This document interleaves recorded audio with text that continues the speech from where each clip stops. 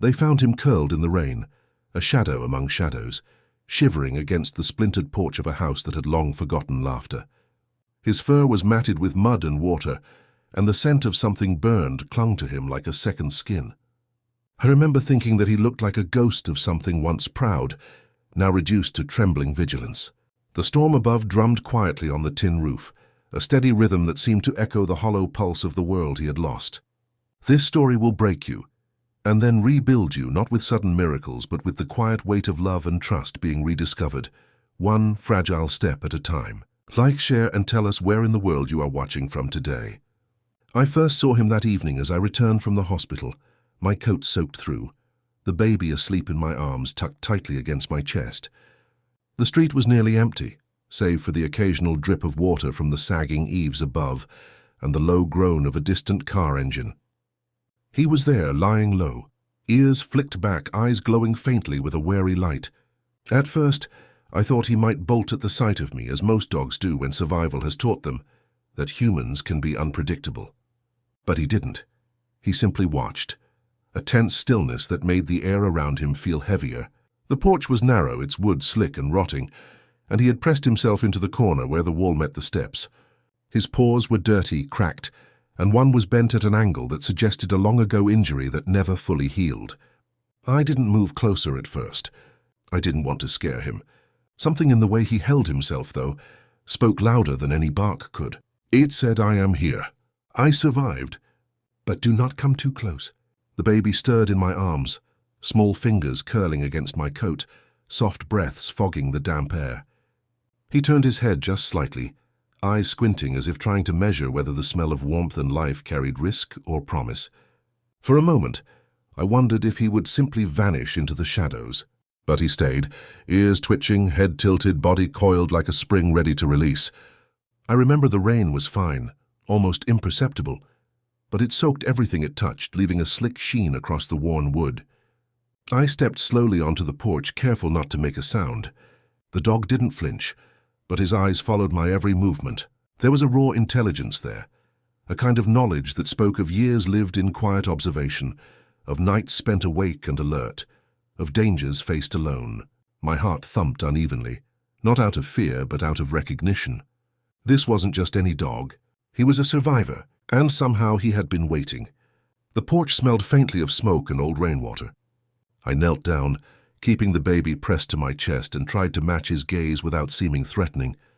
His eyes were dark, deep, and holding memories I could never fully know. And then I saw a small scar along his flank, faded and jagged, evidence of some past encounter that had left him wary of touch, of closeness, of kindness.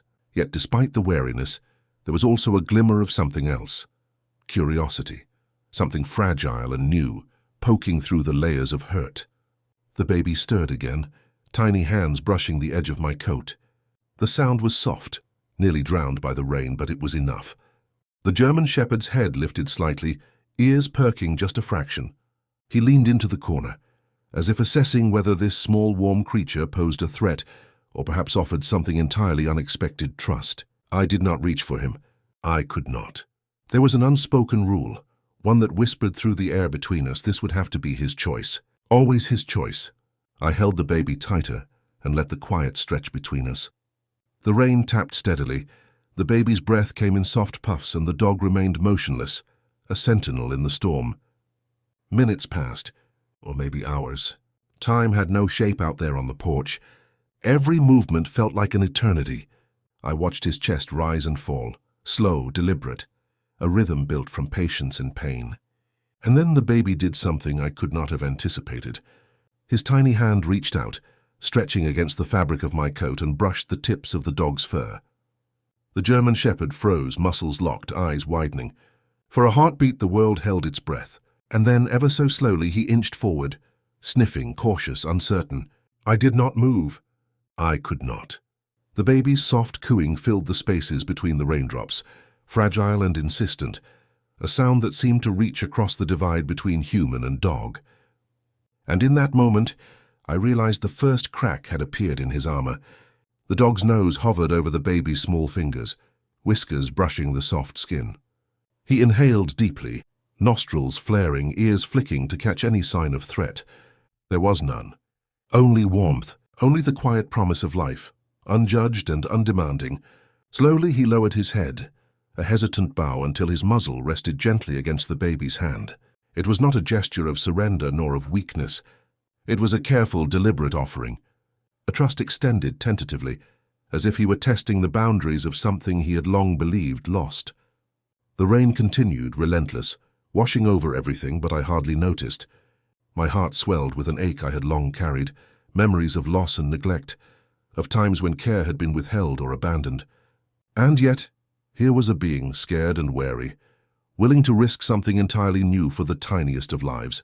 I did not speak. Words would have been clumsy, intrusive. Instead, I sat very still, arms wrapped around the baby, and watched the miracle of patience unfold. The German shepherd shifted his weight, pressing closer, careful to keep his injured paw out of harm's way, and settled beside us. He did not sit. He did not make demands.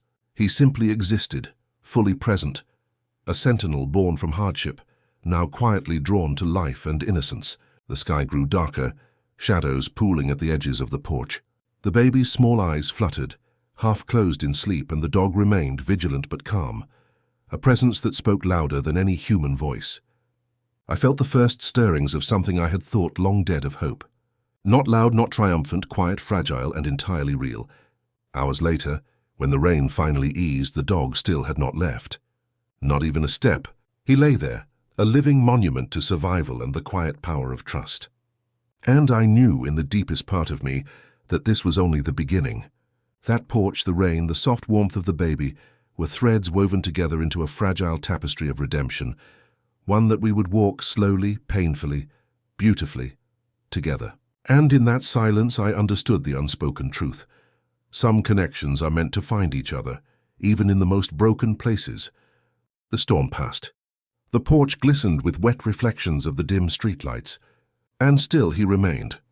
The morning after the rain, the porch was damp with a thin mist that clung to the air like a memory.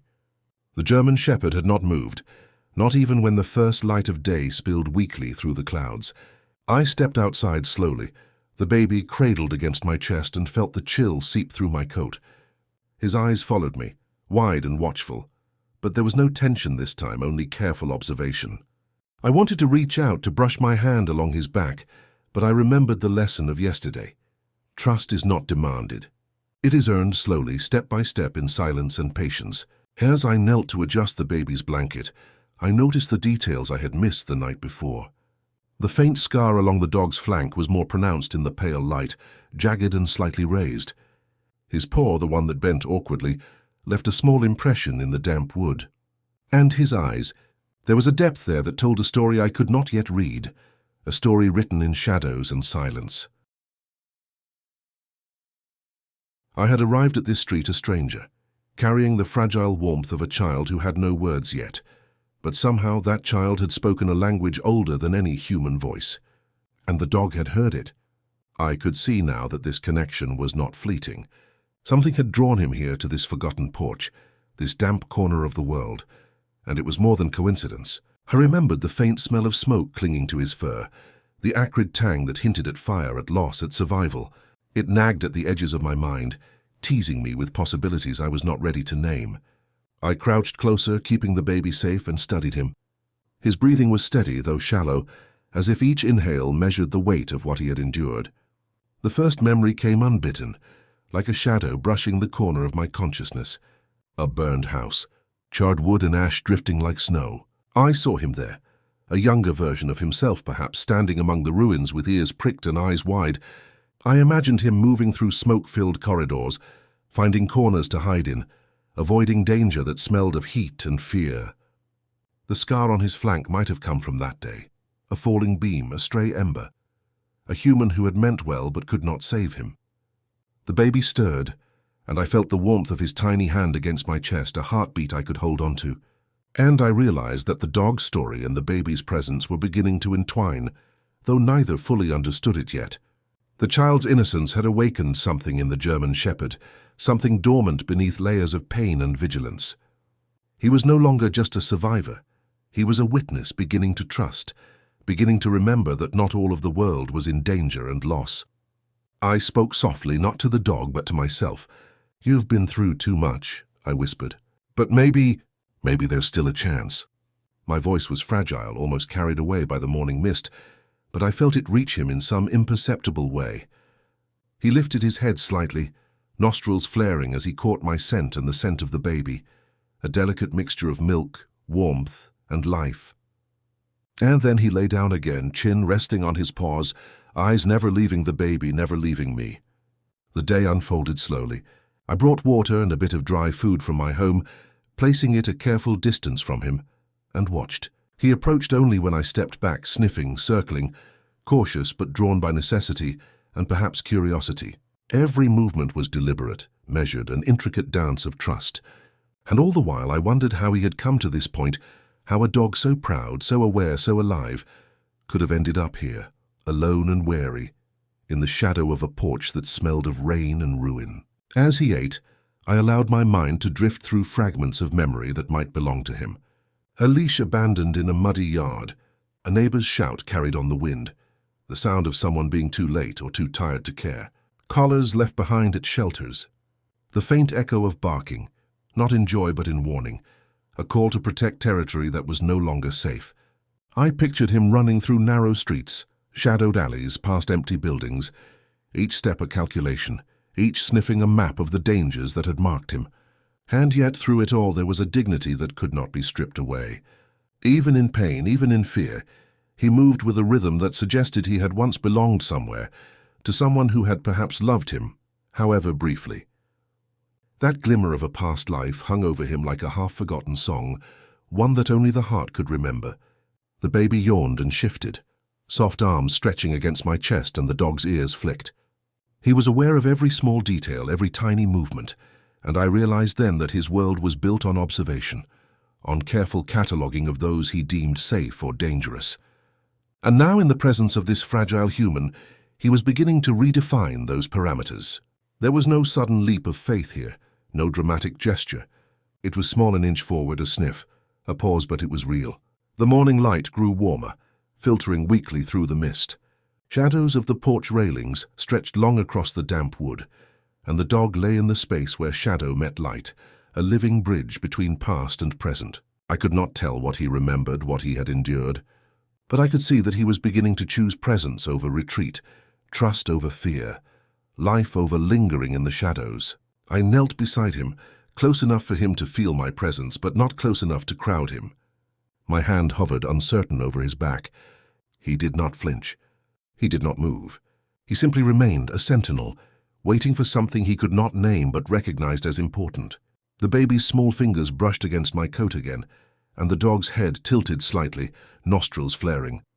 He was learning the rhythm, the cadence of patience, of quiet understanding, of life continuing despite past wounds. And as I watched him, a slow realization settled over me. His story was not mine to rush or to fix. It was his alone, built from the fragments of fire and fear, from nights spent awake and alert, from choices made out of necessity and survival.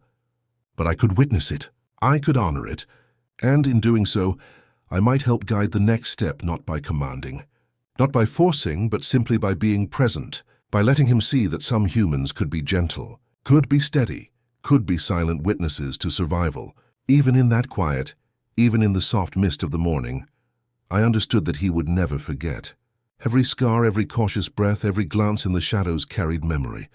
And memory, I realized, could be both a chain and a key binding him to the past he could not change, while offering the possibility of connection, of trust, of healing. Hours passed, the mist lifting slowly as the day warmed. The dog did not move. He simply existed beside us, a quiet monument to endurance, a living witness to what had been and what might yet be. And for the first time I allowed myself to believe that maybe, just maybe, he had chosen to stay not out of fear, not out of desperation, but because something in this fragile morning, in the soft presence of a baby's breath and the quiet of rain-soaked wood, had begun to feel like hope. The morning sun had begun to pierce the clouds in thin, uncertain streaks, yet the porch remained damp and silent, holding on to the last remnants of the storm. The German shepherd still lay in his corner, eyes half closed but alert, ears flicking at every faint sound, the whisper of wind through the trees, the soft scrape of my boots on the porch boards, the distant hum of a car passing. He was awake to the world, though he moved through it as if stepping over invisible cracks, careful not to disturb anything that might betray danger. I settled myself on the worn steps, letting the baby rest against my chest, and watched him. There was a quiet nobility in the way he held himself, a pride tempered by survival. I could see the muscles along his shoulders and legs tense slightly with each breath, evidence of a life spent always on alert. His coat, though damp and tangled, carried traces of his past smudges of ash, streaks of dried mud, the faintest scent of smoke still clinging stubbornly to his fur. I knew, even without knowing him, that he had walked through fire and fear and had survived.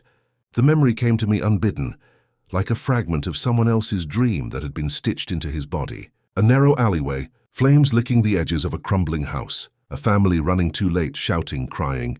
The dog had been there. He had been part of that chaos, or perhaps left behind in it, pressed into corners to avoid the heat and collapse, forced to watch what he could not stop. I could see the jagged line of his flank scar, as evidence of an injury sustained while fleeing, while protecting, while simply existing in a world that had grown cruel too quickly. I had been carrying the baby across the porch when he shifted, lifting his head to watch me more closely. His eyes were dark, filled with intelligence and awareness.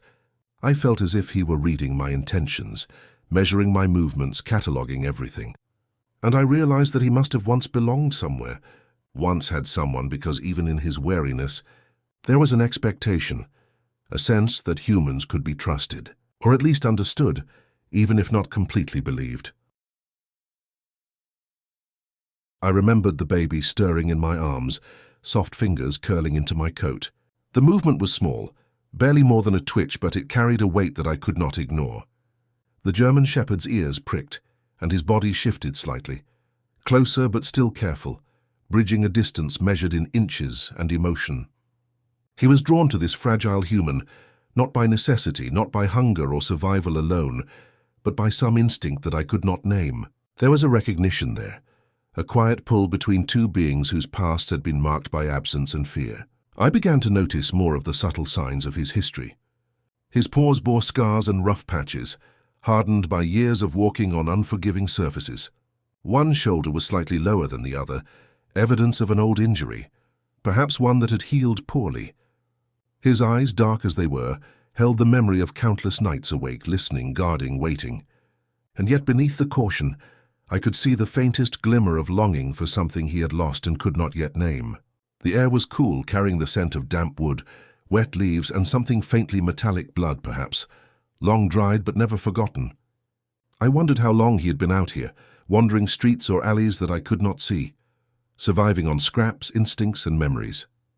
There was a quiet dignity in his endurance, a grace shaped by necessity and quiet suffering. I realized that he had probably never had a place that was truly his, a space where he could rest without vigilance.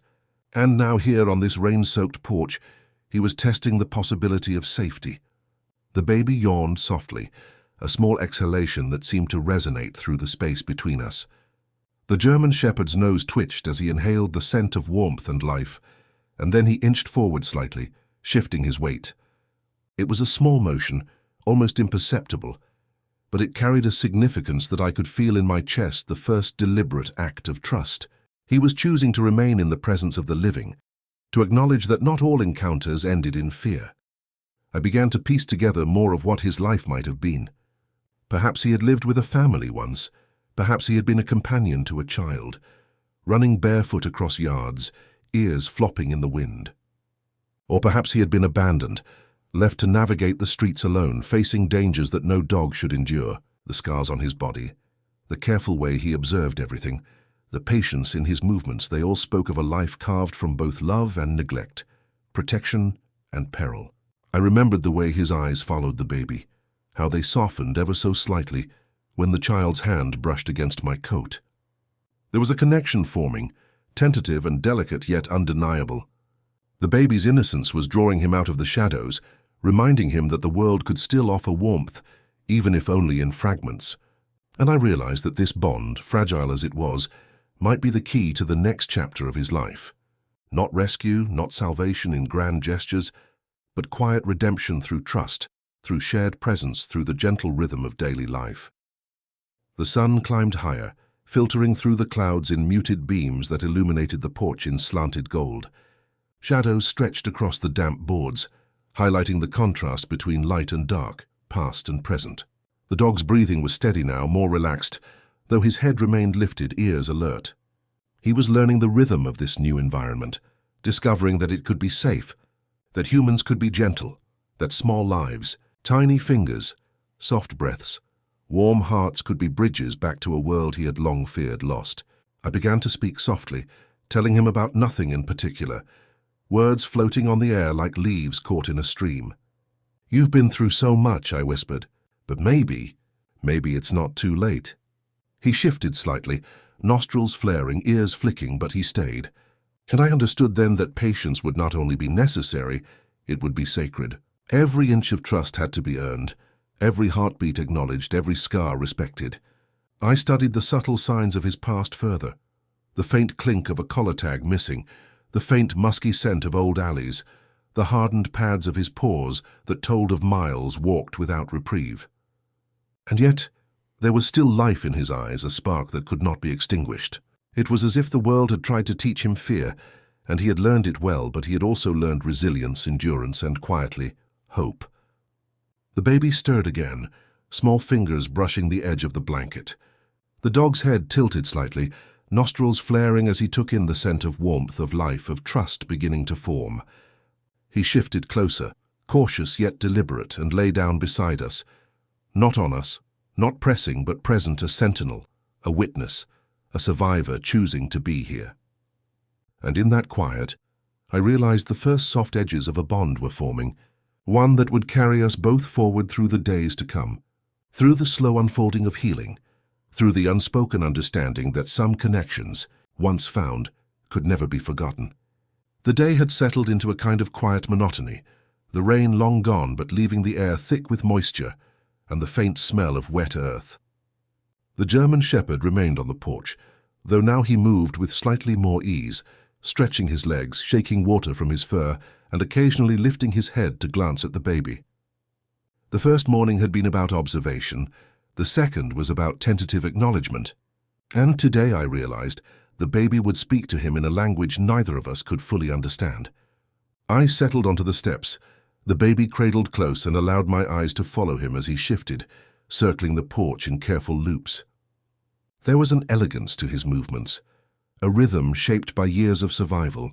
Every paw step was deliberate, every glance measured. I felt the weight of his history pressing against the present, the way a ghost presses against a wall, visible only to those who pause long enough to notice. The baby stirred in my arms, small hands reaching out instinctively toward the dog. It was a gesture so fragile, so instinctive, that I almost held my breath. The German shepherd paused, ears flicking, head tilting. He had never encountered this being so small, so soft, so alive, radiating warmth without expectation or demand. The baby's gaze met his, eyes wide and trusting, and I saw a flicker in the dog's expression, curiosity edged with caution, interest tempered by instinct. For a long while nothing happened. We simply existed in a space defined by silence, punctuated only by the distant hum of a car, the whisper of wind through the trees, and the gentle, measured breathing of the child. And then, slowly, the baby reached further, fingertips brushing against the dog's fur, tentative, exploratory. The German shepherd froze at first, muscles tensing, eyes widening slightly, but he did not retreat. Instead, he lowered his head marginally, nostrils flaring as he inhaled the unfamiliar scent. It was a slow, silent negotiation. Each movement carried meaning. Each hesitation held weight. And with that tentative touch, I realized that something irreversible had begun. The baby was not simply interacting with him. He was reaching into the deepest part of the dog's memory, stirring something buried beneath layers of vigilance and survival. I remembered fragments of his past as I watched him, flashes of streets littered with discarded furniture, of alleys choked with shadows, of nights where hunger had been a constant companion. There had been humans in his life before, perhaps, but the memory of kindness had been fleeting, overshadowed by neglect or loss. And yet here was a tiny human, entirely dependent, entirely innocent, and entirely unafraid, offering a quiet presence that neither demanded nor threatened.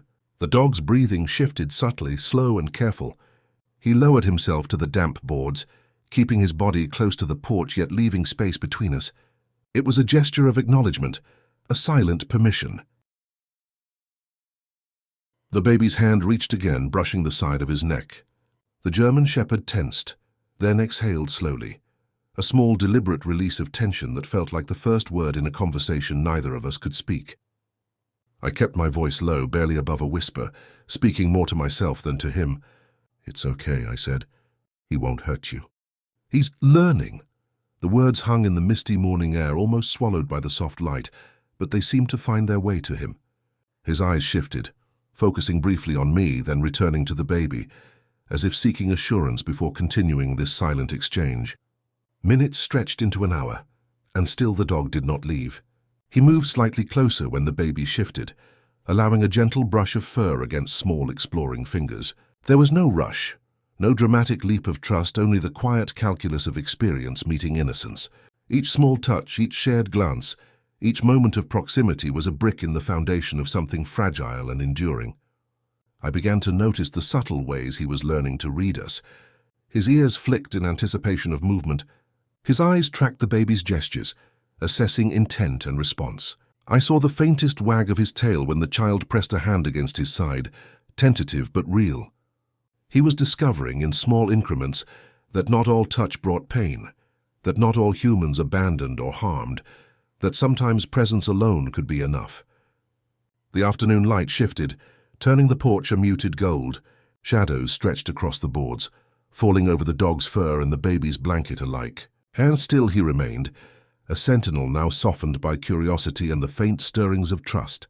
I realized that he was beginning to allow himself to feel something he had long denied hope. Not bold or brash, but subtle, quiet, a fragile thread weaving through the fabric of survival and interconnection. I remembered more fragments of the life he might have lived, the warmth of a family's presence, the sharp scent of a home, the faint memory of a hand offering food or comfort. Perhaps those memories had been fleeting. Perhaps they had ended abruptly, leaving him wary and cautious.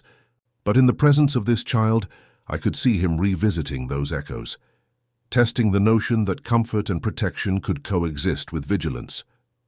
As the baby's tiny fingers continued their soft exploration, brushing along his fur and nudging his nose, the dog shifted once more.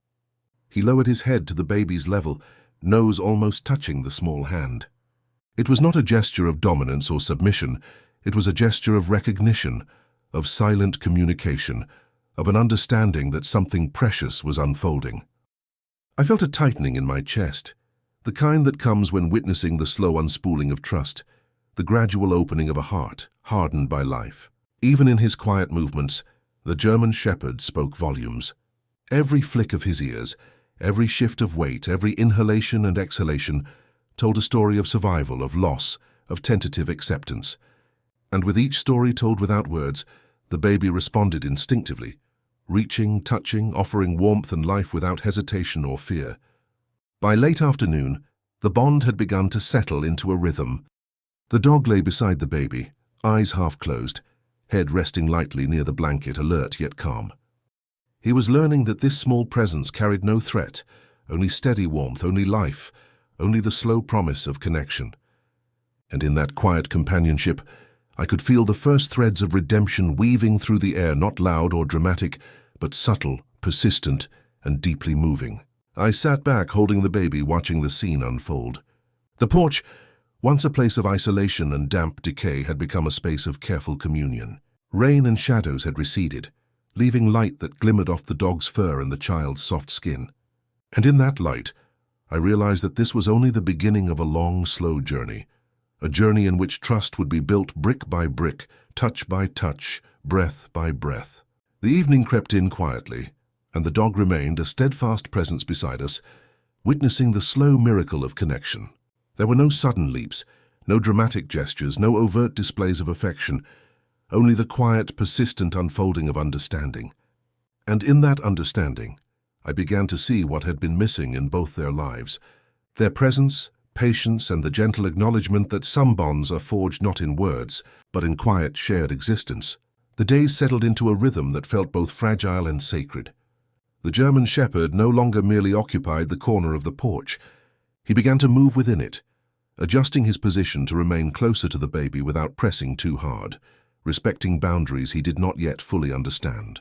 The child's presence had become a steady pulse in his world, a quiet insistence that someone could offer warmth without threat. I watched him from the steps, careful not to disturb the delicate equilibrium.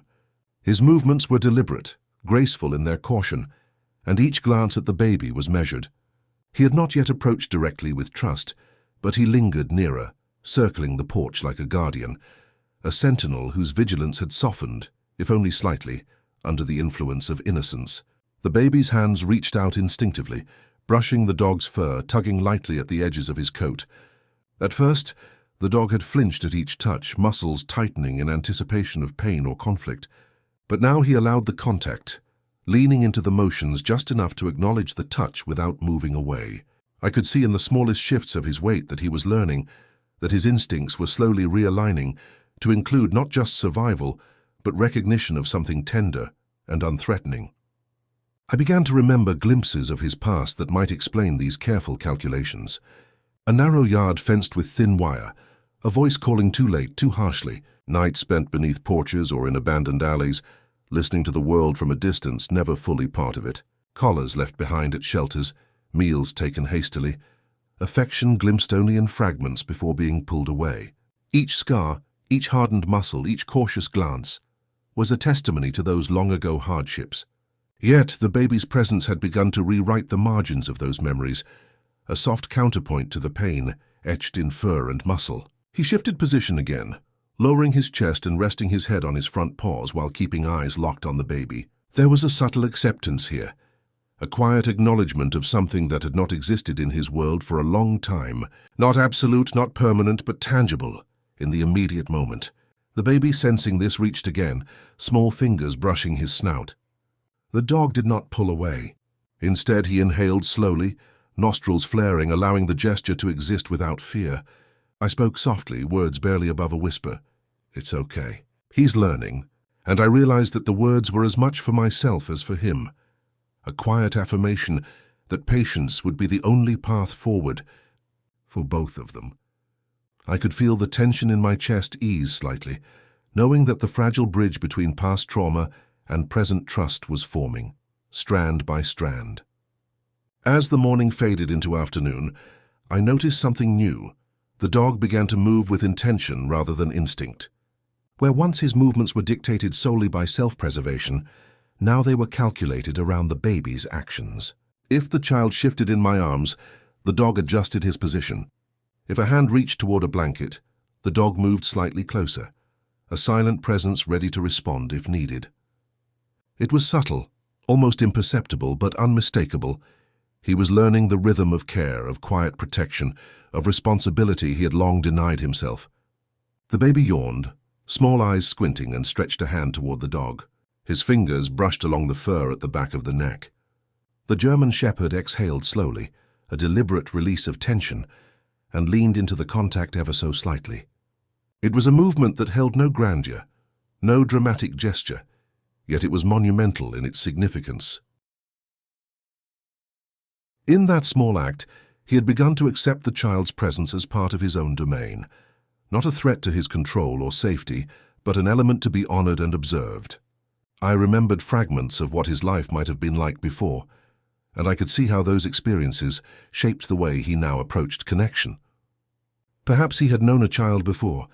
Perhaps he had protected one briefly. Perhaps loss had taught him that attachment always brought pain. And yet here he was, recalibrating his instincts in response to the unspoken call of trust and innocence. There was a quiet bravery in that, a strength born not from muscle or aggression, but from restraint, patience, and observation. The afternoon light grew warmer, casting long, soft shadows across the porch. Dust motes floated lazily in the beams, catching the glimmer of fur and the soft warmth of skin. The baby shifted again, reaching down, tiny fingers brushing along the edge of the blanket where the dog rested. This time the German shepherd did not just remain passive. He tilted his head following the motion, adjusting his position to maintain proximity. It was a subtle, almost imperceptible gesture, yet it spoke volumes. He was beginning to move not just with caution, but with intention. I allowed myself to sit back and watch, heart tightening with the slow, almost painful beauty of it. Each small act of connection was monumental because it had been earned in the currency of patience. Each inch of trust represented countless days, nights and moments when survival had been the only measure of worth. And now, in the presence of this fragile human, he was rediscovering something he had long denied himself: the capacity to care, to protect, to belong. Hours passed, and still the German shepherd remained close. He had not left the porch, had not sought food or shelter elsewhere. He simply observed, positioning himself near the baby, following the rhythm of our presence. There was a soft power in his stillness, a quiet authority that required no words, no commands, no displays of dominance. His loyalty was being earned, not demanded, and it shone through in the subtle shifts of his body, in the careful placement of his paws, in the gentle acknowledgement of the child's tiny gestures. I thought about the journey ahead. There would be challenges. I knew moments of doubt, moments when his instincts would conflict with the nascent bond forming here. But for now, the silent understanding that had begun to take root was enough. Enough to fill the air with a fragile sense of peace, a quiet promise that even those shaped by fear and survival could learn to exist alongside trust and care. The sun began to dip lower, turning the porch into a tapestry of warm light and lengthening shadows.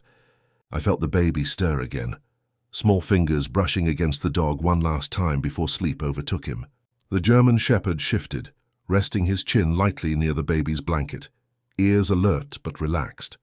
He had not moved out of instinct, but out of something deeper recognition, perhaps, that his presence could be a shield, a quiet comfort, a part of the fragile structure of life he was beginning to accept. As evening settled, I stepped back, allowing them the space to exist together. The baby slept, warm and safe against my chest, while the dog remained, a silent sentinel, watching over the space, learning the rhythm of protection without being asked, observing the delicate threads of trust being woven between life and survival. And in that quiet I understood the profound truth. Bonds forged in patience, in silence and in gentle observation, are often the strongest, lasting long beyond the fear, beyond the loss, beyond the shadows that shape them. The days stretched on in a rhythm of quiet observation and slow understanding. The German shepherd's presence on the porch had shifted from cautious tolerance to a deliberate choice to stay close to the baby. He no longer merely tolerated our movements, he anticipated them. When I rose to adjust the blanket around the child, he shifted his weight, a silent acknowledgement that he was aware, ready, and attentive. His vigilance had softened only slightly, but beneath it a protective instinct was beginning to emerge, one that I had long thought buried under scars and survival. I watched him carefully as the morning light slanted across the boards, illuminating the subtle movements of his fur and the slight rise and fall of his chest. There was a grace to the way he balanced awareness with stillness, a rhythm that spoke of intelligence and patience. I could see the old caution lingering, the wary habits formed over months or years of vigilance, but beneath it there was something new, a willingness to care, to observe not merely for survival, but for the fragile life of another. The baby stirred, small fingers brushing against my coat. The German shepherd lifted his head, ears flicking forward, eyes narrowing in focused attention. There was a tension in his muscles, a subtle coiling of strength that suggested readiness, not aggression, a sentinel poised to respond if needed. And yet he did not move abruptly. He remained patient, deliberate, allowing the child to explore this new rhythm between us. I remembered more fragments of his past, glimpses of experiences that might explain this careful approach. Narrow streets, debris scattered like silent witnesses of neglect, the smell of smoke and charred wood lingering in memory. He had known danger intimately, had learned to measure every movement, every sound, every scent for the potential of harm. But he had also known protection, perhaps fleeting, perhaps inconsistent, and those traces of memory were resurfacing, guiding his interactions with the baby in ways subtle but profound. I spoke softly, voice low and reverent, almost a whisper carried only by the immediate air around us. "You're safe here," I said.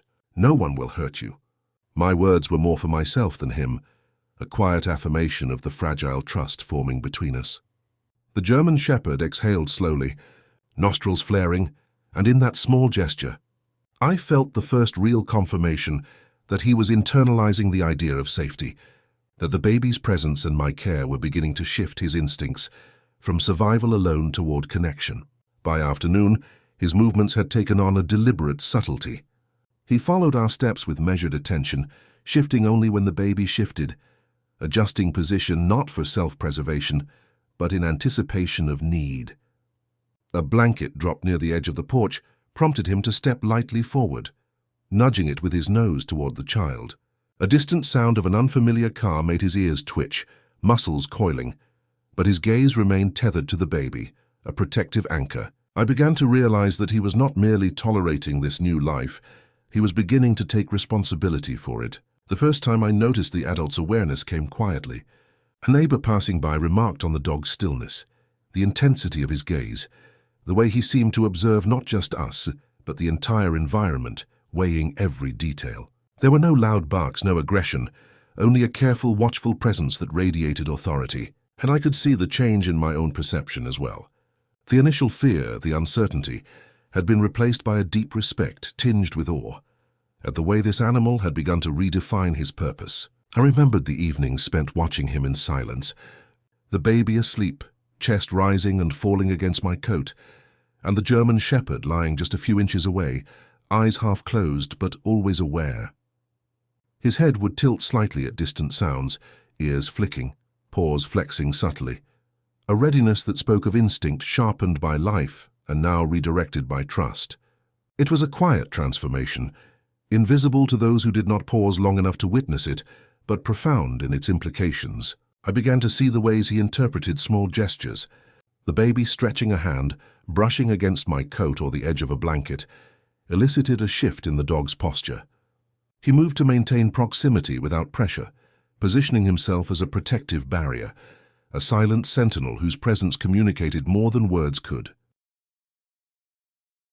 I felt the weight of this change deeply, recognizing the slow emergence of loyalty, of guardianship, of quiet love forged through patience and understanding rather than force or command. I began to recall fragments of his life, the experiences that had shaped him into both survivor and protector. There had been times when he had been abandoned, left to navigate streets and alleys with only instincts for guidance. There had been nights when hunger gnawed at him, when cold and fear pressed against every bone. But there had also been moments fleeting, fragile, when someone had reached out, when trust had been extended, even briefly, and he had glimpsed the possibility of connection. Those moments, I realized, had left traces, faint lines of memory that were now being reactivated by the baby's presence. By the third day, his vigilance had shifted further. He was still wary of sudden movements, still alert to sounds and scents, but his attention was now directed outward from the baby rather than inward towards self-preservation alone. I watched him as he followed us into the yard, body low, ears flicking, nose twitching, and I realized that he was learning to anticipate, to predict, to protect in a way that had nothing to do with instinct and everything to do with choice. It was in the quiet moments that the depth of his transformation became most evident. A small toy left near the edge of the porch prompted him to nudge it toward the baby. A fluttering leaf caught his attention, and he watched its movement, then returned focus to the child without distraction. Every gesture was deliberate, measured, imbued with a subtle intelligence that spoke of observation, patience, and care. I felt the profound weight of this change in my chest, a mixture of awe, relief, and an ache born from witnessing a life learning to open itself again. Even the nights carried this quiet evolution.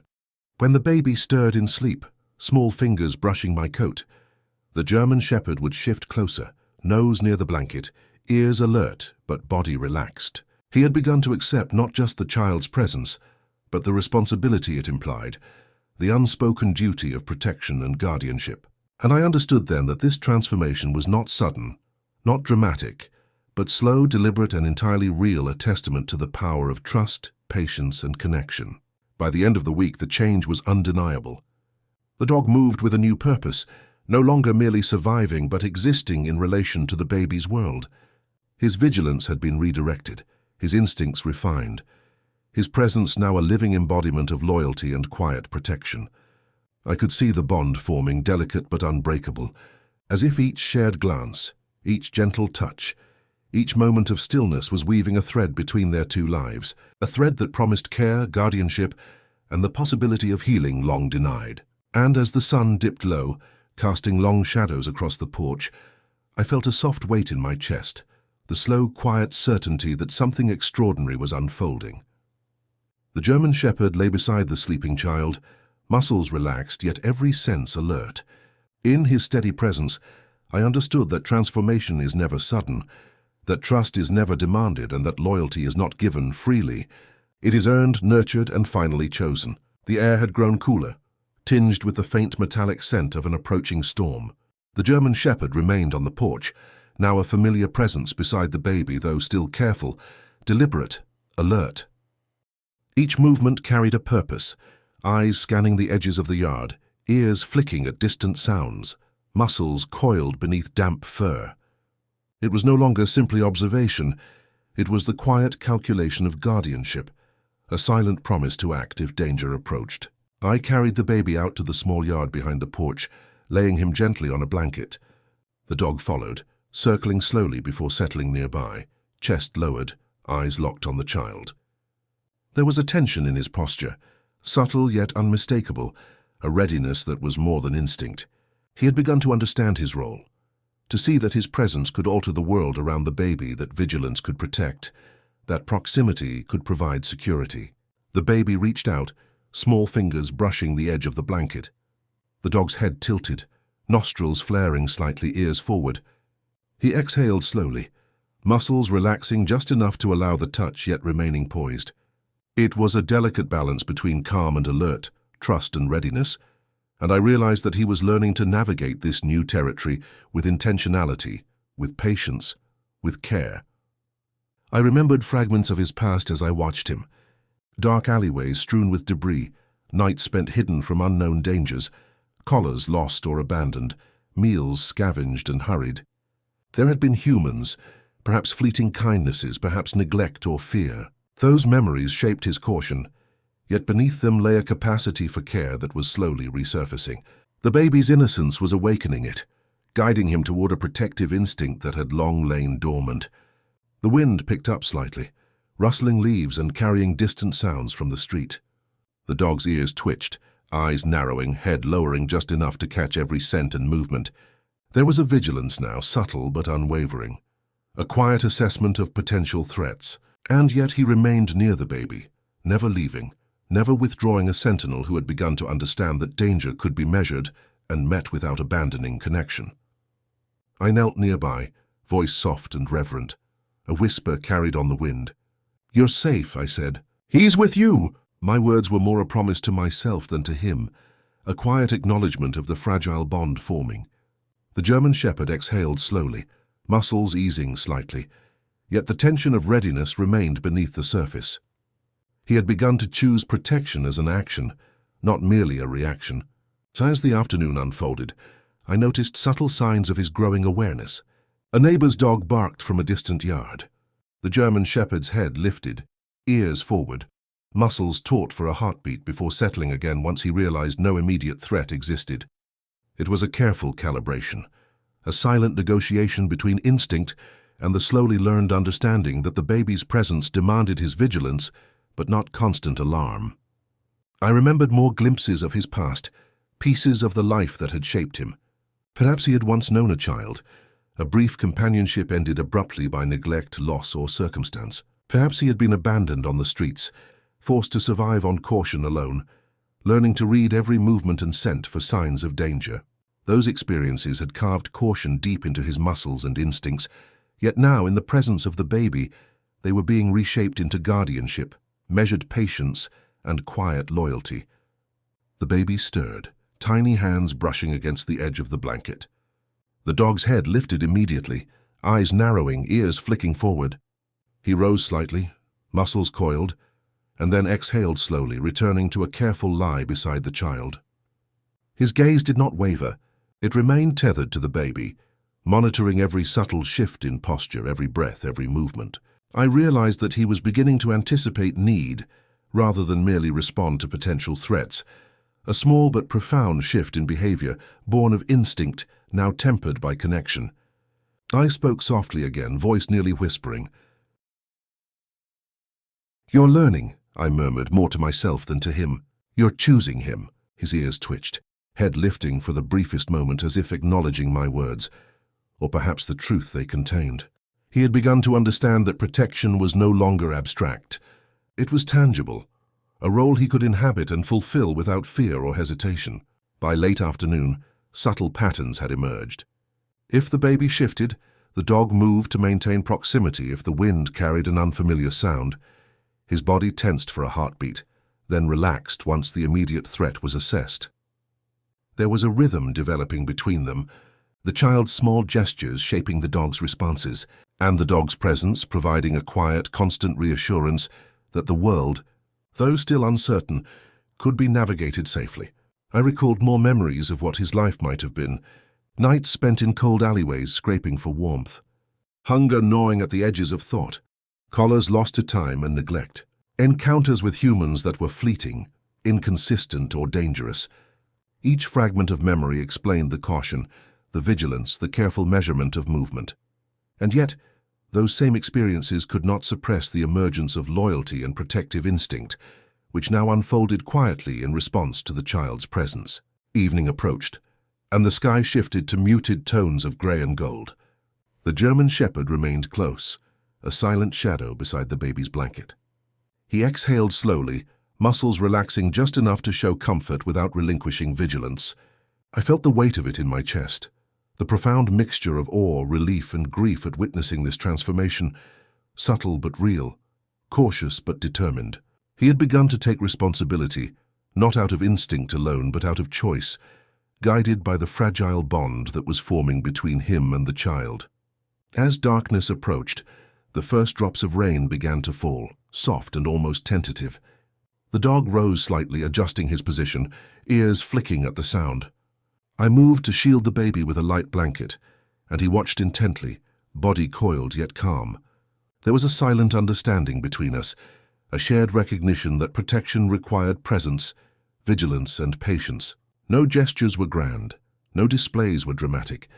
Everything existed in quiet motion, subtle observation, and slow, deliberate choice. The baby stirred once more, fingers brushing lightly against the dog's fur. The German shepherd exhaled and shifted closer, careful not to impose, careful to maintain the delicate equilibrium that had been forming for days.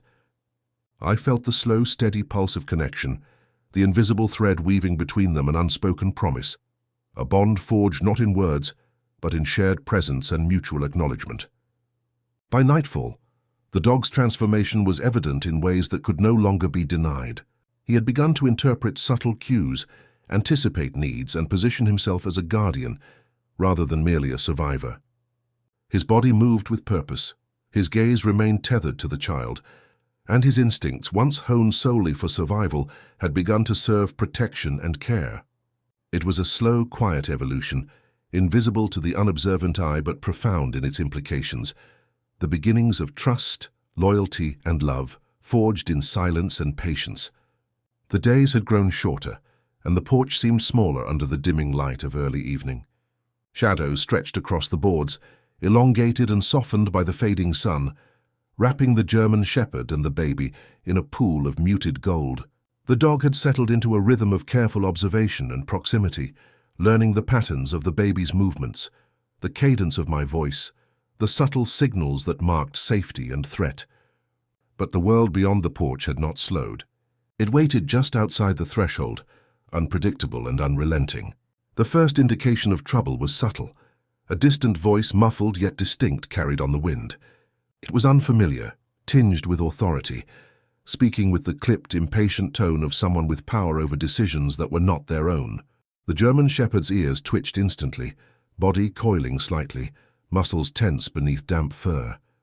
His gaze narrowed, tracking the sound, nostrils flaring as he took in every nuance, every edge of scent that might indicate danger. I held the baby closer, sensing the tension ripple through the air, though the child remained unaware, small hands brushing at my coat in soft, innocent exploration. The dog had become my silent partner, anticipating not only the needs of the baby, but the threats that hovered beyond the edges of awareness. There was no growl, no overt aggression, only a stillness so dense it carried the quiet warning of a being who understood what it meant to protect. The voices grew closer, accompanied by the faint shuffle of boots against the wet grass. I did not know the people, had not invited them, and yet here they were, a presence that demanded attention. The German shepherd rose to his feet, body low and deliberate, tail stiff, eyes locked on the approaching figures. There was an unmistakable shift. He was no longer merely alert. He was ready. I felt it deep in my chest, a coiled anticipation that mirrored his own, an understanding that the moment of choice had arrived. The figures emerged from the shadows of the trees lining the yard, a pair of men moving with quiet efficiency, their expressions unreadable. One held a clipboard, the other a small device that hummed faintly in the dusk. They spoke in hushed tones, unaware of the weight of the moment they had stumbled into, unaware of the fragile life and the silent sentinel who now measured their every step. The German shepherd shifted closer to the baby, positioning himself between us and the unknown, chest lowered, head level with the child's small body. His muscles flexed subtly, eyes narrowing, ears forward, nostrils flaring as he assessed each movement. He was not yet aggressive.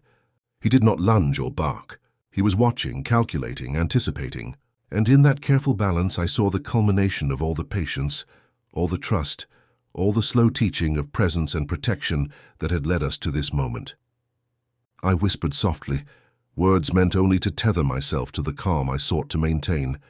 "Stay," I murmured, barely audible over the shifting wind. The dog's gaze flicked to me for a heartbeat, and then returned to the approaching figures, a silent acknowledgement that he understood the instruction, the weight of responsibility resting on him. The baby's small fingers brushed the edge of my coat again, innocent and unaware, and I felt a tightening in my chest, the duality of vulnerability and strength, innocence and guardianship, all converging in a single tense heartbeat. The men paused at the edge of the yard, voices low and measured, clipboard held between them like a shield. They spoke of regulations, permissions, compliance, unaware of the life unfolding mere feet away, unaware that every movement, every glance, every breath was being scrutinized by eyes that had learned the language of survival and protection. The German shepherd's stance remained steady, unwavering, a sentinel whose presence communicated far more than words ever could. A sudden gust of wind rustled the leaves, carrying the scent of the men closer. The dog's ears pricked, nostrils flaring, body coiling in readiness. He did not move forward, did not bark, but the intensity in his gaze sharpened. An unspoken message: step closer, and there will be consequences. The air was thick with tension, a quiet drama unfolding in the space between instinct and intention, trust and threat. I remembered more of his past as I watched him. Nights spent hidden in alleyways, listening to the world from behind walls, beneath porches, in shadows where danger could arrive without warning. Hunger and cold, the fear of abandonment, the memory of humans who had been inconsistent, unpredictable, sometimes threatening. And yet now, in this moment, he was channeling all that experience into guardianship, into protection, into deliberate, measured vigilance. The baby stirred slightly, small fingers brushing against my chest. The German shepherd shifted closer, head lowering, eyes never leaving the approaching figures. It was as if he had absorbed every lesson of his past, every shadow, every scar, every moment of fear, and was now repurposing it to serve something larger, something tender, something fragile, the safety of this child, the protection of a life that depended entirely on his awareness and resolve. I held my breath, sensing the weight of each second stretch into eternity. The men exchanged a few words, glanced at the clipboard, and one raised a hand, perhaps to gesture, perhaps to assert authority. The dog's body tensed imperceptibly, nostrils flaring, muscles coiled like springs. He did not move, did not growl, but the energy in his presence spoke volumes. Intrusion would not be tolerated. I felt the baby stir once more, small fingers brushing against the dog's side. The German shepherd exhaled slowly, adjusting his position, eyes never leaving the men. It was a delicate negotiation, a silent assertion of boundaries, a quiet lesson in guardianship. The baby's presence had transformed him, had awakened instincts tempered by trust and patience, and now those instincts were being tested against the uncertainties of the outside world. Minutes passed, or perhaps only moments of time felt suspended, stretched thin by tension and awareness. The men finally moved on, stepping away from the edge of the yard, leaving only the rustle of leaves in their wake. The dog remained still for a long heartbeat after they disappeared from sight, chest rising and falling, nostrils flaring as he reassessed the air, the space, the new equilibrium of safety. Then slowly, deliberately, he lay down again, chest against the boards, head resting near the baby's blanket, eyes never fully closing, still alert, still vigilant. I exhaled quietly, the weight in my chest easing slightly. The threat had passed, but its residue lingered in the air, the awareness that danger was never far, that the world outside the porch remained unpredictable and often unkind. And yet, in the midst of that awareness there was also triumph. Quiet and understated, the German Shepherd had chosen protection over fear, guardianship over withdrawal, presence over isolation. The baby stirred again, small fingers brushing along the dog's fur, and I felt the slow pulse of connection reaffirm itself. The sentinel remained at our side, not as a distant observer, but as an active participant in the life that unfolded here, a presence born of instinct, honed by patience, and transformed by the delicate, quiet emergence of trust. As the evening settled, the storm finally broke, soft rain tapping against the boards of the porch. The dog adjusted his position, ears flicking at the sound, eyes focused yet calm. The baby's breathing remained steady against my chest. I realized then that the first true test of his loyalty and guardianship had passed, and he had met it with deliberate, measured care. The bond between them had deepened, strengthened not by words or ceremony, but by the quiet proof of instinct transformed into protection, of fear tempered by trust, of life sheltered by presence. The storm had passed, leaving the air heavy with the scent of wet earth and the faint tang of ozone. The porch, slick with rain, glistened under the muted light of late afternoon, and the German Shepherd remained close to the baby, muscles coiled yet calm, eyes scanning the edges of the yard, even as he rested his head near the blanket. Something had shifted in him, a subtle deepening of vigilance born not merely of instinct but of choice, a deliberate, careful decision to remain, to protect, to observe. I sat beside them, the baby cradled in my arms, feeling the quiet pulse of his breath against my chest. The dog exhaled slowly, nostrils flaring, then lowered his head again, ears twitching at the faint sounds carried by the wind. Every small movement, every minor sound was absorbed, processed, measured. The tension from earlier still lingered in the atmosphere, not as fear but as awareness, a reminder that safety, however fragile, must be maintained deliberately. The child stirred, small fingers brushing along the dog's fur. The German Shepherd shifted slightly, leaning into the touch while keeping his body positioned between us and the world beyond the porch. I watched the subtle movements with a mixture of awe and anxiety, recognizing in every twitch of muscle and flick of ear the careful calibration of awareness and trust. He had changed, yes, but the world had not. The threat had passed, but it had left echoes invisible, intangible, yet impossible to ignore. I thought of the dog's past as I watched him. Nights spent in cold alleyways, distant lights glimmering like false promises, hunger gnawing at every moment, every movement measured for survival, abandonment, fleeting kindness, the constant calculation of risk and reward. Those experiences had forged him into a being defined by caution, by instinct, honed for the smallest margins of safety. And now in this slow, quiet transformation, those instincts were being repurposed from self-preservation to guardianship, from fear to careful, deliberate protection. The baby's gaze wandered, eyes wide and innocent, following the dog's subtle movements. There was a rhythm developing between them, a slow dance of attention and care. Small hands brushed fur, tiny gestures nudged and explored, and the dog responded not merely with tolerance but with intentional positioning. He moved slightly to shield, to nudge, to observe a silent, steady presence that defined the boundaries of safety without ever imposing harshly. I whispered softly, more to myself than anyone else. "He's learning," I said. "He's choosing to stay, to watch, to protect." The words felt heavy with meaning, as if uttering them could somehow anchor the fragile trust that had formed. The dog exhaled, eyes half-lidded, but alertness remained in every muscle, a quiet hum of readiness that made me aware of both the fragility and the resilience of the bond now forming. Even as the evening deepened, shadows stretching across the porch, there was a lingering tension in the air. The figures from before had retreated, but the uncertainty of the world beyond remained. The dog sensed it, and I sensed his awareness in ways that were almost physical.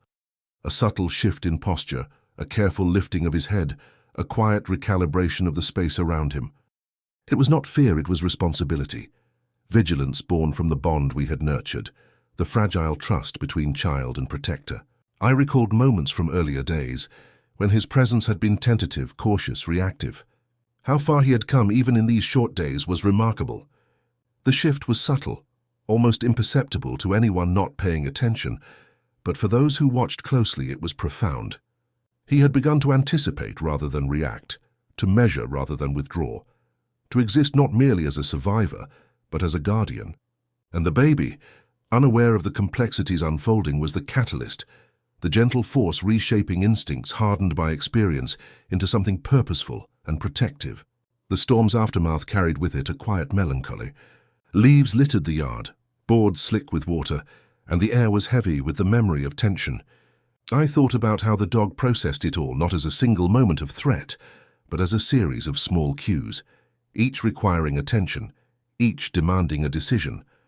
His life had been a series of such moments, and now, through patient observation and delicate trust, he was learning to navigate them in service to another, not just himself. The baby stirred once more, fingers brushing the dog's side. The German shepherd shifted, moving slightly closer, head lowering as if to nuzzle the blanket while remaining alert to the edges of perception. Every small movement carried meaning, reassurance, protection, acknowledgement. There was no aggression, no dramatics, only the slow, deliberate choreography of instinct guided by trust, forming a bond that was quiet but unbreakable. I spoke softly again, words barely audible over the whisper of wind through wet leaves. "You're safe here. He's with you." My voice was almost lost in the dimming light, but it anchored the moment, tethered us all to a fragile understanding that safety required awareness, patience, and presence.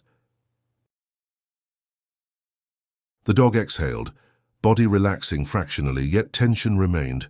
A subtle reminder that vigilance is never abandoned entirely, only tempered by trust. Night fell, bringing with it a darkness that wrapped the porch and yard in muted shadow.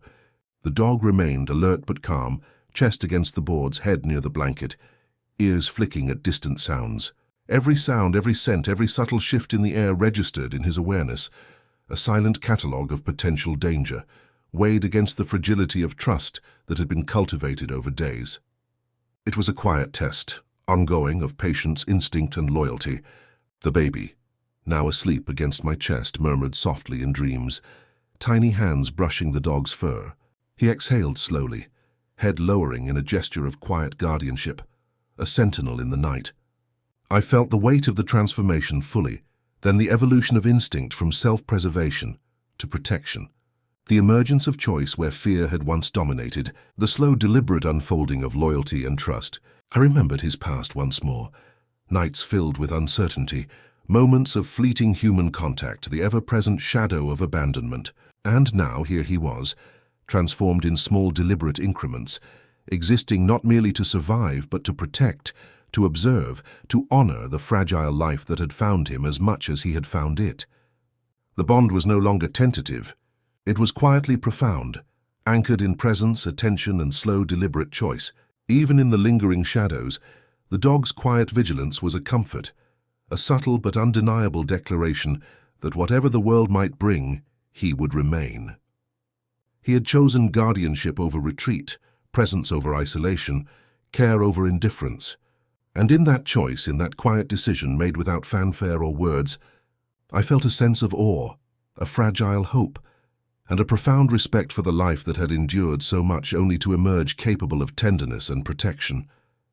The days that followed the storm were quiet, but that quiet carried its own weight, a tension that was almost imperceptible but palpable in every glance, every subtle movement, every measured breath. The German shepherd had settled into his role with increasing certainty, chest lowered, muscles coiled beneath fur that still bore the faint tang of rain and earth, eyes ever watchful. The baby moved beside him now with small, tentative hands, exploring the edges of the porch and blanket, while the dog remained tethered, a constant presence, silent and vigilant. I watched from the steps, heart heavy with a mixture of awe and anxiety. The bond between them had grown in subtle increments, measured gestures and quiet observation, but the world outside had not slowed. It waited beyond the yard, unpredictable and relentless, ready to intrude without notice or apology. And I knew, as I had known from the first moment he had refused to leave, that this bond, fragile as it was, would be tested. It began with small things. A vehicle idling at the end of the street, a door slamming somewhere in the distance, the faint echo of footsteps on the porch. The dog's body shifted subtly with each cue, muscles tensing, eyes narrowing, ears flicking forward. He no longer merely observed, he anticipated, calculated, positioned himself deliberately between us and the potential threat. There was no growl, no bark, only the silent authority of a being who understood the stakes, who knew the value of presence, who had learned that protection was as much about patience and observation as it was about action. I held the baby close, sensing the tension ripple through the air, feeling the weight of each heartbeat, each breath, each subtle movement. The dog exhaled slowly, adjusting his stance, head tilting ever so slightly toward me, acknowledging my presence and the fragile responsibility we shared. It was a quiet communication, wordless but profound. He had accepted his role, understood his duty, and now measured every action against it. That evening, a new figure appeared, a woman whose approach was deliberate, clipboard in hand, voice clipped with authority, eyes scanning the porch with calculated intent. She spoke softly into a phone, words like inspection, compliance, and concerns carried across the wind. The dog's ears pricked instantly, nostrils flaring, muscles coiling beneath fur still damp from earlier rain. He rose to his feet, chest low, tail stiff, eyes fixed on the intruder. I could feel the tension in his body, a silent force that radiated outward, demanding awareness, respect, space. The baby stirred, fingers brushing along the edge of the blanket. The German shepherd shifted, positioning himself between us and the approaching woman, head low, eyes narrowing, muscles flexing subtly. It was no longer just vigilance. It was guardianship, deliberate in its intent to shield, to protect, to assert the boundaries of safety without a word. He had learned the rhythm of presence, and now that rhythm demanded respect. I whispered softly, voice low, almost reverent, "It's okay, we're safe here." My words felt fragile, almost like a fragile tether between the world of threat and the world of trust we had cultivated. The dog exhaled slowly, eyes never leaving the approaching figure, body coiled yet calm. The baby's hand brushed against his side again, small, tentative, yet meaningful and unspoken affirmation that the trust between them was tangible, delicate, and real. The woman stopped at the edge of the porch, clipboard raised, pen poised. She glanced down at the baby and then at the dog, whose gaze remained unwavering, body positioned deliberately between them. There was no bark, no growl, only a stillness so complete it carried weight, a silent warning that intrusion would not be tolerated. I could see the faint flicker of recognition cross her face, a pause in her movements as she sensed, perhaps instinctively, that this was no ordinary dog, no casual observation, no simple compliance. Minutes stretched, the silence heavy with the unspoken drama unfolding on the wet boards of the porch. The dog's body remained coiled, head low, eyes sharp, every muscle a testament to patience, vigilance, and the choice to protect. I felt the weight of his presence in my chest, the slow pulse of reassurance, intertwined with the ache of awareness that any disruption, any misstep, could shatter the delicate balance we had nurtured. The baby stirred once more, fingers brushing the dog's fur. He exhaled, adjusting his position slightly, eyes never leaving the approaching figure. It was a delicate choreography instinct, guided by learned patience, vigilance tempered by trust, presence converted into protection. He had transformed from a being defined by survival into one defined by guardianship. Every subtle movement a declaration of loyalty, every careful shift a promise of care. The woman finally spoke, voice low, measured, unaware of the depth of observation she had entered. "We need to check the environment, ensure everything is compliant," she said, pens scratching across paper. Her movements were methodical, calculated, but the dog's presence was immovable, unwavering.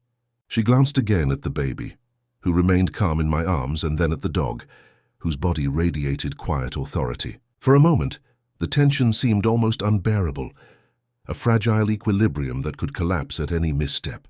And then slowly, deliberately, the dog shifted just enough not to threaten, not to attack, but to communicate a boundary. Head low, ears forward, muscles coiled yet relaxed. He positioned himself in a way that made it clear this space, this life, was under his guardianship. He would not step forward unless necessary, would not strike unless provoked, but intrusion would not go unnoticed. It was a silent language, one forged through days of observation, trust, and subtle training, now articulated with precision. The woman paused, pen hovering over paper, sensing the weight of the moment.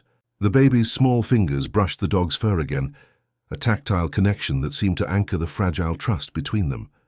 The dog exhaled slowly, muscles relaxing fractionally, yet eyes remained sharp, ears twitching at the faintest sound beyond the porch. The equilibrium had shifted subtly, but unmistakably the dog's presence was not passive. It was protective, deliberate, and imbued with authority born of both instinct and choice. The evening deepened, shadows lengthening, the air thick with quiet tension and anticipation. The woman eventually stepped back, nodding faintly, leaving us in a fragile peace that felt both earned and tenuous. The dog lowered his head, chest pressing against the boards, eyes still half open, alert to the faintest shift in sound or movement. The baby's fingers brushed his side and he exhaled, muscles easing. Yet vigilance remained a reminder that guardianship is not a moment, but a continuous, deliberate act. I sat back, watching the subtle choreography, understanding the weight of what had occurred. The dog had met the challenge without aggression, without fear, with careful, deliberate presence. His loyalty, his patience, his growing capacity for protection had been tested, and he had passed quietly, profoundly, without fanfare.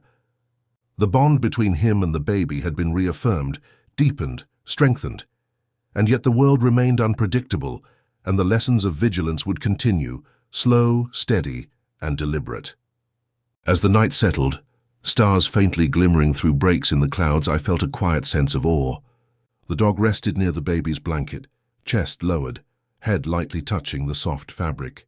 Eyes half closed yet alert, ears flicking at distant sounds, he embodied patience, guardianship, and the delicate balance between vigilance and trust.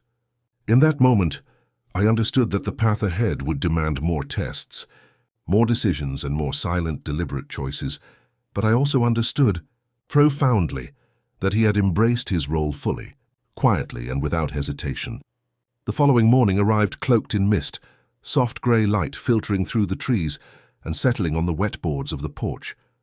The world outside was muted, dampened by the lingering humidity and the scent of rain-soaked earth. The German shepherd lay close to the baby's blanket, chest pressed low, ears alert, eyes half closed yet ever watchful.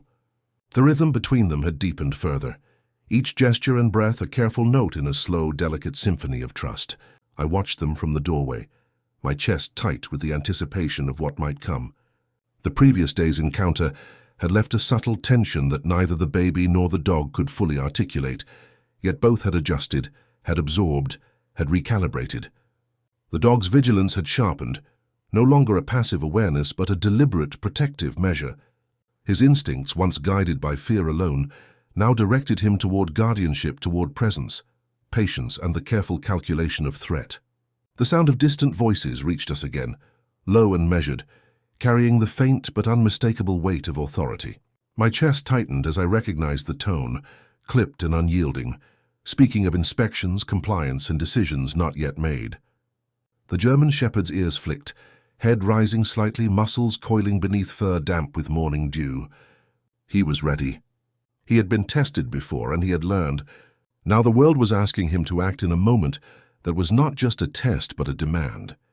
The first figure appeared at the edge of the yard, clipboard in hand, cautious but deliberate in movement. The dog rose slowly, deliberately, chest lowered, eyes narrowing, nostrils flaring to take in every detail. There was no bark, no growl, only the quiet weight of presence, a warning without sound, a boundary drawn in stillness. The baby stirred slightly in my arms, small fingers brushing against the dog's side, eliciting a subtle adjustment in posture, a gentle lean that communicated reassurance without compromising vigilance. I whispered softly, words meant to anchor both the child and myself.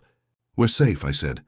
The dog exhaled slowly, muscles easing fractionally, eyes never leaving the approaching figure. I felt the pulse of tension in the air, a delicate current that could break the fragile equilibrium at any moment. But he remained steady, deliberate, a sentinel who had chosen guardianship over fear, presence over retreat. The woman with the clipboard stepped closer, pen poised over paper, voice quiet but firm. "We need to review the environment again," she said, unaware of the invisible weight pressing back against her authority. Her movements were methodical, calculated, but the dog's presence was immovable, unwavering. He had learned in the slowest, quietest way that his duty was not passive. It was active, deliberate, and protective.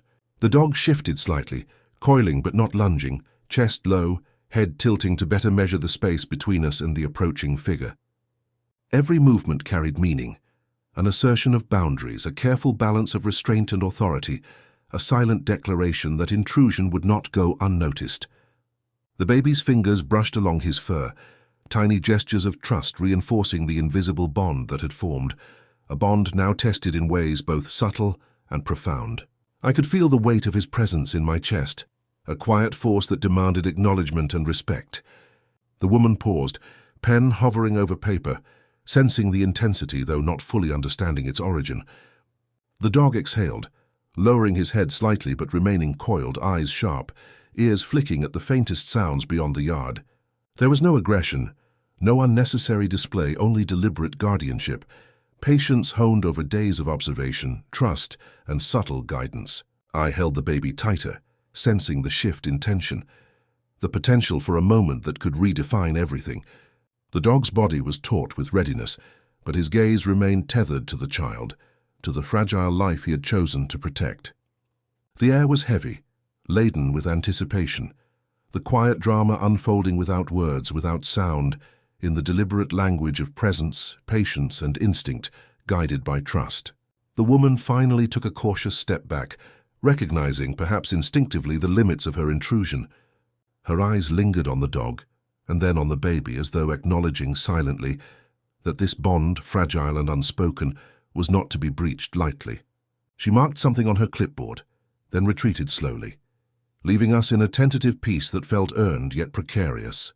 The dog exhaled slowly, muscles relaxing fractionally, but eyes remained alert, ears flicking at the soft, distant noises of the world beyond the porch. In that moment I realized something profound. The dog had met the first true challenge of guardianship without fear, without aggression, with a patience and restraint that could only come from deep trust and deliberate choice. He had learned to measure, to anticipate, to assert boundaries without violating them. And in doing so, he had transformed from a being defined by survival into a protector, defined by purpose and loyalty. The baby stirred, small fingers brushing the dog's side, and he leaned slightly closer, chest pressing near the blanket, head tilting toward the child in a gesture of quiet reassurance. There was no sound, no fanfare, only the subtle acknowledgement that the bond between them had deepened, strengthened, and survived its first tangible test. It was a triumph of patience, trust, and deliberate action, a quiet affirmation of loyalty, forged in silence and observation. I remembered more of the dog's past as I watched him. Nights spent in shadows, distant lights flickering like false promises, hunger gnawing at every moment, each breath measured for survival. Abandonment and fleeting kindness had shaped him, had honed the instincts that now guided his actions. But through the slow, careful presence of the baby, those instincts had been repurposed from self-preservation to guardianship, from fear to deliberate care. And in that moment, the full weight of that transformation became visible, subtle yet undeniable. The mist that had lingered throughout the morning began to lift, revealing muted light across the yard and porch. The dog remained near the baby's blanket, chest low, head resting lightly, eyes half open but ever watchful. His muscles, though relaxed, carried the latent tension of readiness, a quiet signal that guardianship is a continuous act, not a fleeting moment. The baby's breathing remained steady, small fingers brushing against fur, reinforcing the bond that had become both shield and bridge between past scars and future possibility. I knelt beside them, voice barely above a whisper. "You've done it," I said, more to myself than anyone else. The dog exhaled slowly, adjusting his position, ears flicking at the faintest sound, eyes tethered to the world beyond the porch yet anchored to the fragile life before him. In that quiet, deliberate presence, I recognized a truth. Both simple and profound courage is not loud. It is patient. It is deliberate. It is measured. And it is born of trust. The woman with the clipboard had gone, but the lesson remained. The dog had faced the intrusion without aggression, without fear, and had chosen protection above all else. The bond with the baby, now visible to anyone who cared to look closely, had endured and strengthened. In that quiet, misted morning, I felt the full weight of the path we had walked together, the slow evolution of instinct into guardianship, fear into deliberate care, and survival into purpose. As the sun broke through the mist, casting soft light across the porch, I felt a quiet exhale of relief, tempered by awareness that the challenges ahead were not yet gone. But in that moment, I also felt awe, respect, and a fragile sense of hope. The dog had passed the test without incident, without drama, through quiet courage, patience, and the deliberate choice to protect. The bond, now solidified, had become both a shield and a living testament to the quiet power of trust, love, and guardianship. Night had settled over the yard, the mist lifting to reveal soft silver moonlight spilling across the porch boards.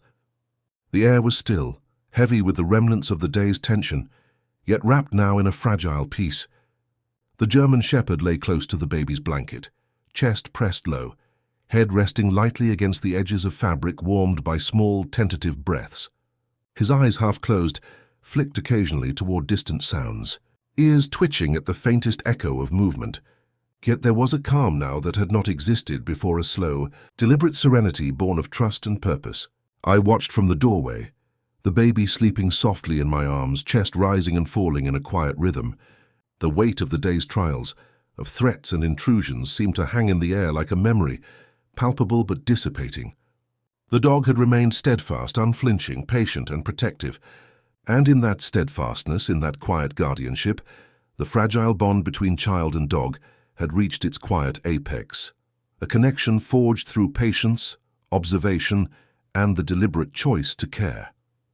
The baby stirred slightly, small fingers brushing along the dog's fur. The German shepherd exhaled, adjusting his position gently, allowing the touch while remaining alert to the world beyond the porch. There was a rhythm between them now, almost imperceptible yet profound, a silent understanding that neither required words. That presence alone could convey the depth of loyalty, care, and trust that had grown between them. It was as if the child's innocence had unlocked a dormant tenderness within the dog, an instinct now refined and repurposed, not merely for survival, but for deliberate protection and companionship. I knelt beside them, voice barely a whisper. "It's okay," I murmured, more to myself than to either of them. The dog exhaled slowly, chest pressing into the boards, head tilting slightly, eyes acknowledging the soft reassurance, the fragile affirmation that what he had chosen to protect was safe. There was a quiet dignity in his posture, an elegance born not of display but of measured patience and deliberate intent. He had passed every test, faced every shadow, and emerged as more than a survivor, as a sentinel, a guardian, a quiet companion. The night deepened, the soft hum of distant crickets blending with the faint rustle of leaves stirred by a gentle breeze.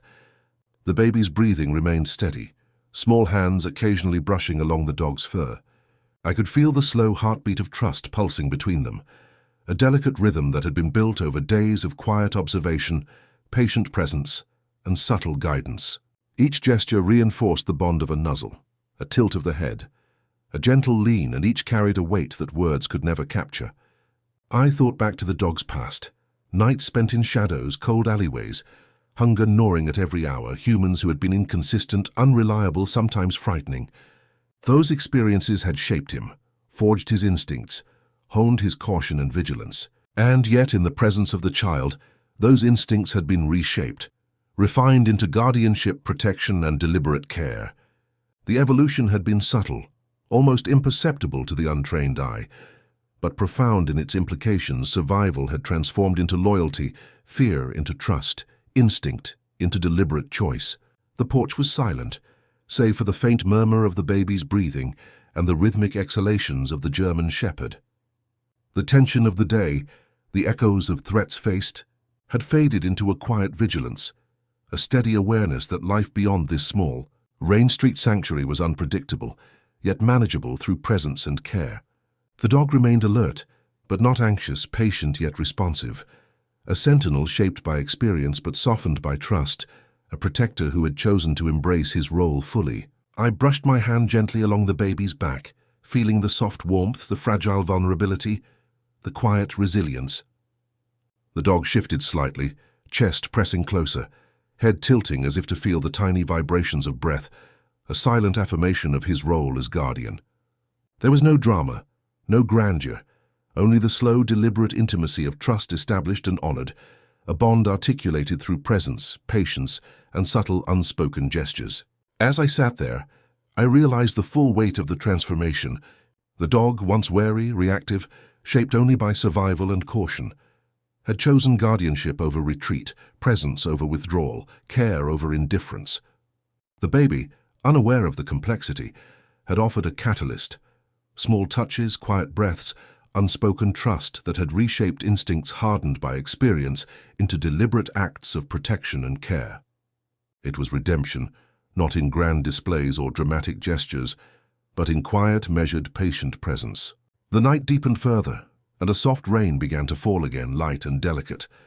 Tapping against the boards of the porch in gentle rhythm, the dog exhaled slowly, adjusting position to shield the baby from the chill, head lowering near the blanket, eyes flicking briefly toward distant sounds before returning to the child. The baby stirred slightly, tiny fingers brushing fur, eliciting a gentle shift in posture, a soft nuzzle, a reassurance that this world, however uncertain, contained at least one constant quiet guardianship, patient, steady, unwavering. I whispered softly again, barely audible over the rain. "You've done it," I said, voice trembling slightly. The dog exhaled, muscles easing fractionally, eyes half closed yet alert, chest pressing low against the boards. There was no fanfare, no applause, only the quiet resonance of trust, the delicate affirmation of a bond forged through patience, vigilance, and deliberate choice. Time seemed suspended in that small, rain-slicked world. The baby's breathing remained steady, small hands occasionally brushing fur, reinforcing the connection that had been tested, challenged, and ultimately affirmed. The dog's presence was a constant, a sentinel in the night, a slow, deliberate assertion of guardianship that spoke of loyalty, patience, and the quiet courage of being present for another, fully without hesitation. I reflected on the path that had led us here, nights spent in shadows, threats faced and overcome, patience cultivated in silence, trust slowly earned. Each step had brought us to this delicate balance, this fragile harmony of protection and presence. And in the quiet intimacy of moonlight and rain, I recognized a truth. Both simple and profound redemption is not loud. It is patient. It is deliberate. It is measured. And it is born of trust, presence, and quiet courage. The rain tapered, leaving boards glistening, leaves damp, the scent of earth and renewal heavy in the air. The dog exhaled, muscles easing yet remained close, head near the baby's blanket, eyes flicking at distant sounds, before returning to the child. There was an unspoken promise in his posture, a quiet assurance that whatever the world might bring, he would remain. The baby's small fingers brushed along fur once more, a gesture of innocence met by deliberate guardianship, a silent contract of trust, respect, and care. I sat back, chest tight with emotion, watching the subtle movements, the quiet affirmations, the deliberate presence that had transformed fear into protection, survival into loyalty, instinct into deliberate care. The porch, the rain, the mist, the faint moonlight all conspired to create a world slowed to the pace of trust, a world in which redemption was measured not in words or grand gestures, but in presence, patience, and quiet courage. Finally, the baby stirred for the last time, small hand brushing the dog's head as sleep deepened. The German shepherd exhaled slowly, head lowering completely, chest pressed against the boards, a sentinel finally at ease. In that quiet moment, I felt the full weight of the journey the trials faced, the patience demanded, the trust earned, the love expressed in subtle, deliberate ways, and I knew, without question, that this fragile, profound bond would endure unspoken yet unbreakable, a testament to the quiet power of guardianship, trust, and redemption. As the night embraced us fully, I whispered softly, as if speaking to the wind itself, "You're safe. You've done it. The dog's breath was steady, the baby's chest rising and falling in rhythm, and I felt a deep, resonant peace settle over the porch. The world outside could wait for the bond here, fragile, quiet, and profound, had reached its delicate closure.